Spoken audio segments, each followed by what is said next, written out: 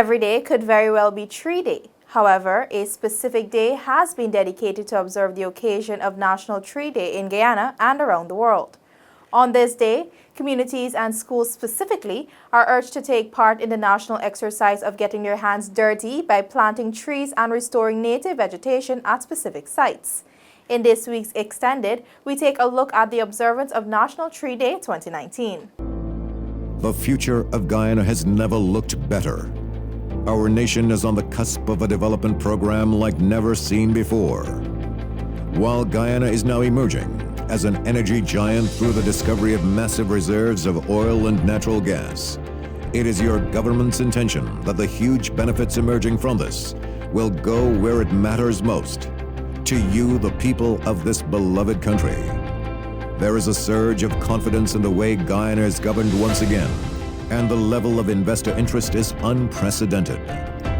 Guyana is poised to become the breadbasket of the region, and the pace at which this nation will grow through prudent fiscal management will be nothing short of impressive.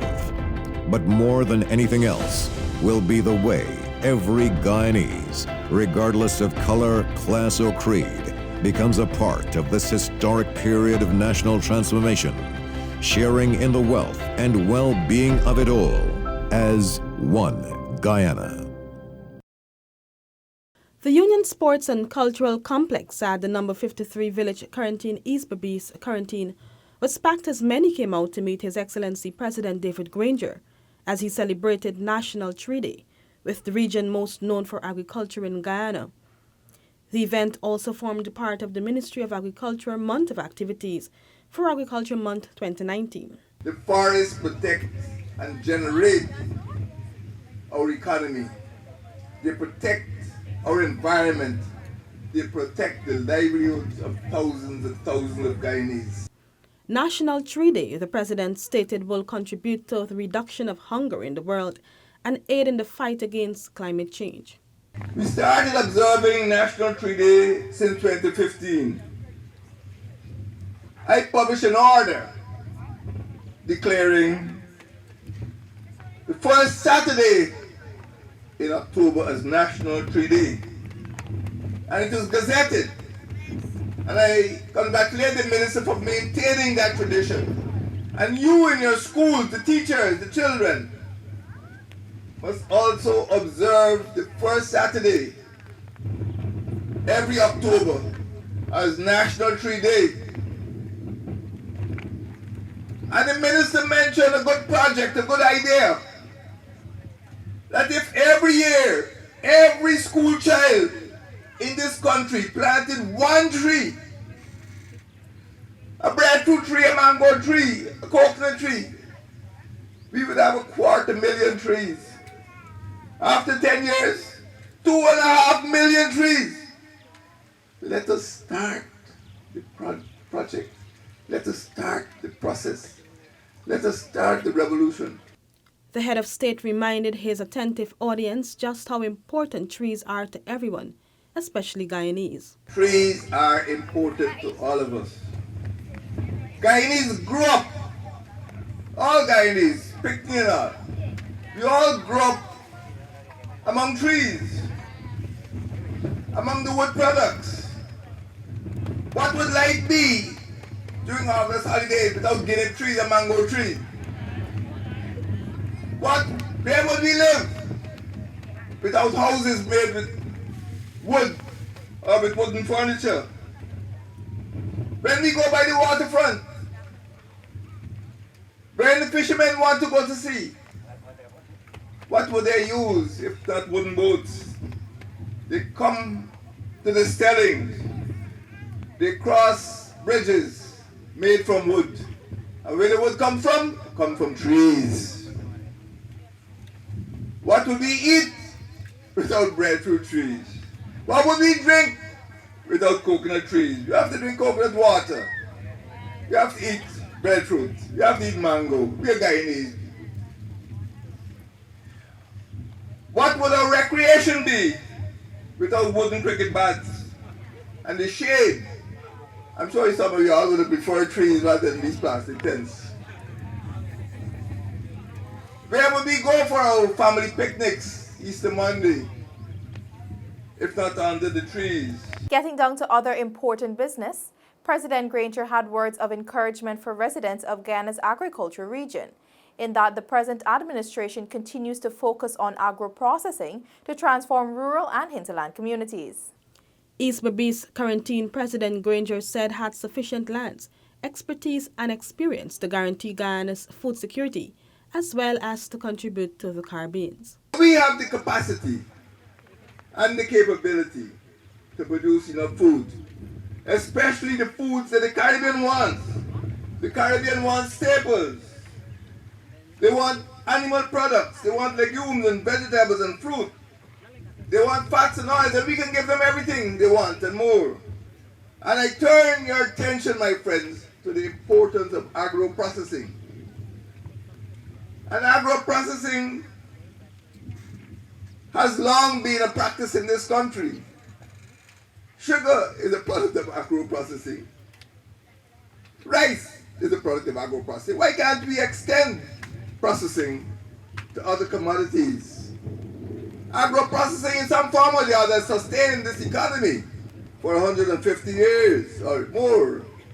Noting that Guyana will commemorate the 50th anniversary of its Republican status next year, which will coincide with petroleum development and the launch of government's Decade of Development 2020 to 2029 plan. The president said that the decade is aimed at ensuring that every section, sector, and segment of society benefit from economic development. Quote, objectives of the Decade of Development are aligned to the Green State Development Strategy Vision 2040, unquote. However, President Granger assured that agriculture will not be neglected during the decade and that food products will remain a mainstay of the economy. He said agro-processing will intensify during the decade. We can go in more robustly into the packaging and bottling of foods and drink, using modern equipment on a large scale. And that is one of the elements in our policy to ensure food security. The head of state also noted that investment is the muscle of production, and government, notwithstanding the advances made over the past 4 years, recognizes the need to catalyze the agro-industrial sector. The president stated that the government will also offer fiscal incentives for investors interested in promoting export-oriented agro-processing, adding that the Ministry of Agriculture was doing a good job in encouraging agro-processing among the local farming population. We have the trees, we have the capability, we must acquire the agro-processing equipment. And that is why I would like to compliment and turn my attention to the Ministry of Agriculture, which is doing some pioneering work in this field. The Guyana Marketing Corporation has been providing guidance in the field of product development to agro-processors. And right now it is conducting training in packaging and labeling. And this is resulting in new products in the market made in Guyana. Agro-processing, the president said, was something everyone could be part of. The ministry is working to encourage you, children, students, and families to get involved in agro-processing. Since we got into office, we've started something called the RACE, the Regional Agricultural and Commercial Exhibitions. These exhibitions are catching on because ordinary households, young people, women, have started to produce commodities to put on display and to put on sale at the regional agricultural and commercial exhibitions. And many of these products are products from trees. According to President Granger, Guyana's exported fruits and vegetables were worth $1.6 billion in 2018. This value, he said, is way below the country's natural potential, as economists calculate that if Guyana had a more robust program for agro-processing, its export would grow to approximately $52 billion worth of agricultural produce. To every one of you, to every household, every village, every community, every NDC, every part of this region has a stake in growing more trees and in agro-processing the products of those trees. This region, more than anything else, is an agricultural zone. and the benefits of agro-processing will be felt sooner rather than later. In the meantime, the head of state also took the opportunity to relay a plan he sees most fitting and necessary for all Guyanese, especially school children. I'm going to change the National Botanical Gardens. That botanical garden must be the home of a specimen of every tree in Guyana. It must obtain, it must contain, it must maintain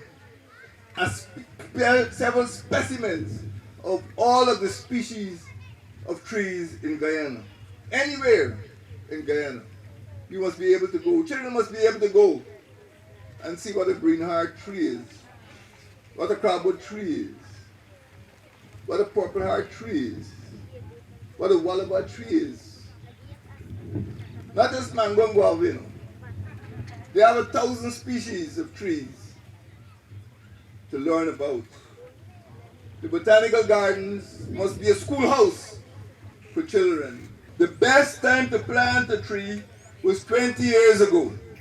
The second time to plant a tree is now. Go plant a tree today. Thank you. May God bless you. On National Tree Day, we celebrate and honor the earth from which we derive so much. So let's commit each and every one of us to making the President's wish become a reality. Let us plant a tree today. This has been InfoHub Extended. Thanks for watching. Do join us again. Goodbye. The future of Guyana has never looked better. Our nation is on the cusp of a development program like never seen before. While Guyana is now emerging as an energy giant through the discovery of massive reserves of oil and natural gas, it is your government's intention that the huge benefits emerging from this will go where it matters most, to you, the people of this beloved country. There is a surge of confidence in the way Guyana is governed once again, and the level of investor interest is unprecedented. Guyana is poised to become the breadbasket of the region, and the pace at which this nation will grow through prudent fiscal management will be nothing short of impressive. But more than anything else will be the way every Guyanese, regardless of color, class, or creed, becomes a part of this historic period of national transformation, sharing in the wealth and well-being of it all as one Guyana.